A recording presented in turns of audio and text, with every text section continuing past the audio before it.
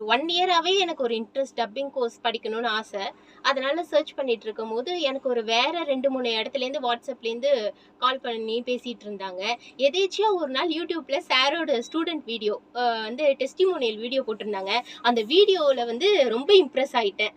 அந்த வீடியோவ பார்த்த உடனே அவருக்கு ஃபோன் அடிச்சு, அன்னைக்கே நான் கிளாஸ்ல ஜாயின் பண்ணிட்டேன். ஃபர்ஸ்ட்டு வந்து ரொம்ப சார் வந்து அந்த வீடியோல பார்க்கும்போது ரொம்ப ஜாலியா இருந்தாரு. கிளாஸ்ல அன்னைக்குன்னு பார்த்து ஒரு ஸ்டூடண்ட்ட வந்து கரெக்ஷன் பண்ணாரு. அப்ப அந்த கிளாஸ்க்குள்ள போனதும் எனக்கு பயம் வந்துருச்சு. ஐயோ! சார் ரொம்ப ஸ்ட்ரிக்ட்டான சார் போல இருக்கு அப்படின்னு. இன்னொரு சார்ட்ட வந்து கத்துக்கிறதுக்கு நெறைய விஷயம் இருக்கு. இந்த ஒரு கோர்ஸ் மட்டுமே இல்ல. இத தாண்டி அவர் நெறைய சொல்லி தராரு.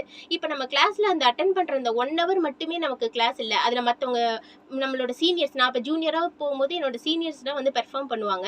அவங்க தான் என்னோட ரோல் மாடலே. அத அவங்க பண்ணும்போது எல்லாமே அப்சர்வேஷன் பண்ண இவர் அவங்களுக்கு கரெக்ஷன் சொல்றத வச்சே நான் நெறைய கத்துக்கிட்டேன். இப்ப சாருக்கும் நம்மள கரெக்ஷன் சொல்றத விட இவர் மத்தவங்களுக்குனா கரெக்ஷன் சொல்றாரு. அதுலேருந்தே நம்ம நெறைய தெரிஞ்சுக்கலாம். அதுலயும் நம்ம நெறைய கத்துக்க வேண்டியதும் இருக்கு. அப்புறம் சார் வந்து அவரோட அனுபவத்த நடுவுல சொல்வாரு கிளாஸ்ல. அது வந்து பாத்தீங்கன்னா, இவருக்கு இவ்ளோ நாலேட்ஜ் எப்படி இருக்கு இவருக்கு? அம் அவர்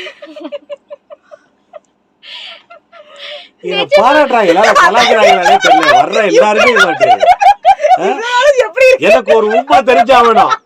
இல்ல ஒரு மனுஷன் ஒரு இதுல திறமையா எப்படி இதெல்லாம் வாய்ப்பே இல்லைங்கிற மாதிரி. இவருக்கு எதை சொன்னாலும் தெரியுது. எதை பத்தி கேட்டாலும் அவருக்கு டவுட் புரியுது.